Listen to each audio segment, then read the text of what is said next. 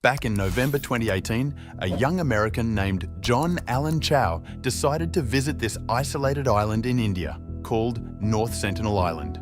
This island is home to a group of people known as the North Sentinelese tribe who have almost no contact with the outside world.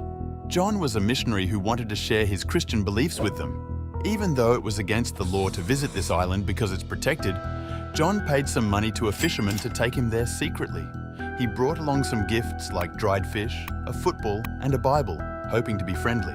When John arrived on the island in a kayak, he met two Sentinelese men armed with bows and arrows.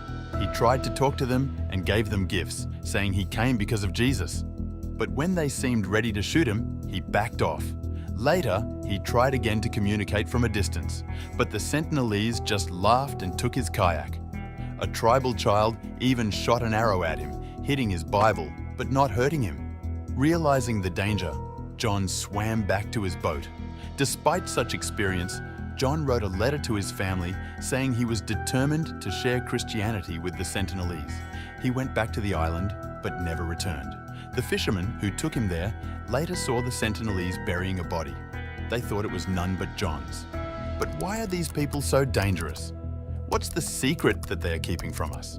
Most importantly, how are they still maintaining the Stone Age lifestyle? Yes, while the whole world has become so developed with smartphones, computers, the internet, AI, and technology, it's unbelievable that a tiny part of the world is still living in the Stone Age because they have lived without any contact from the outside world for 60,000 years.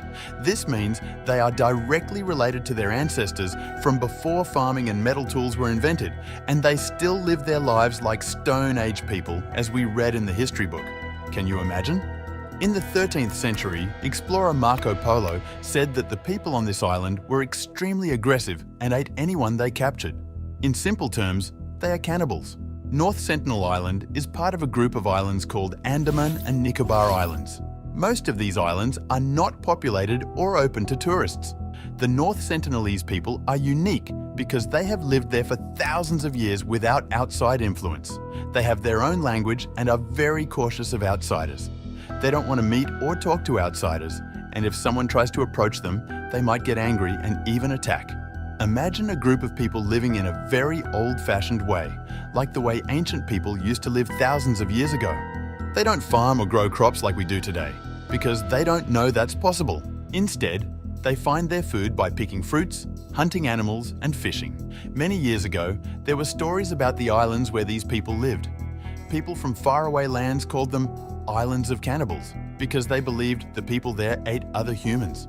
But in the 1700s and 1800s too, travelers from China and Arabia wrote about these islands and mentioned the people there as cannibals. But it is still unknown if they are really cannibals. The first time someone wrote about North Sentinel Island was in 1771 when a ship passing by saw lights on the island. Almost after a century, in 1867, a ship again crashed near the island and the people living there attacked the survivors. The British Navy had to rescue them, and it was the first time the islanders fought back against outsiders. In 1880, a British officer, Maurice Vidal Portman, tried to make friends with the islanders, thinking he could teach them modern ways of living. But they couldn't understand each other because they spoke different languages, so they couldn't communicate well.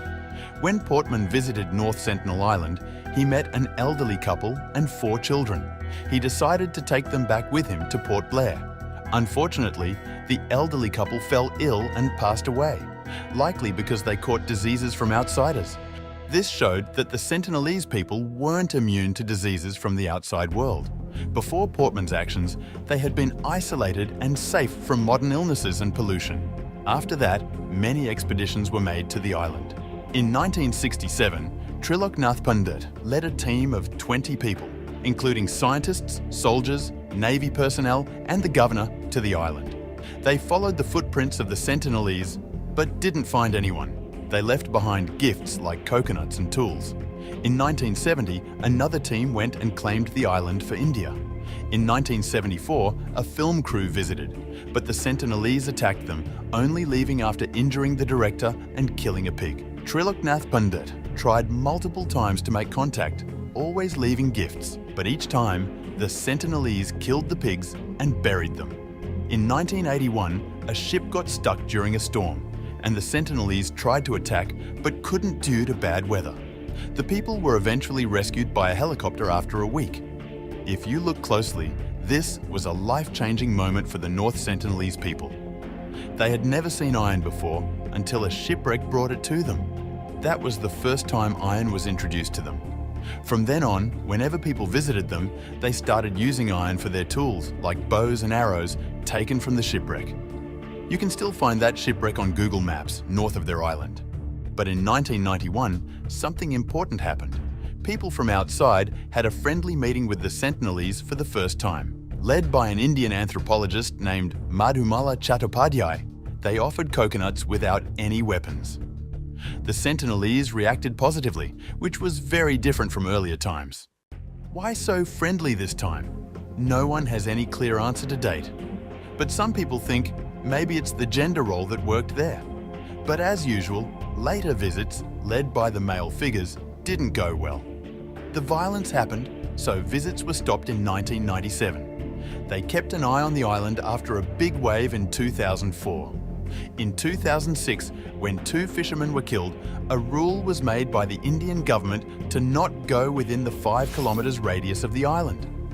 And then comes the unfortunate incident of John Allen Chau in 2018. So, we still don't know much about the Sentinelese.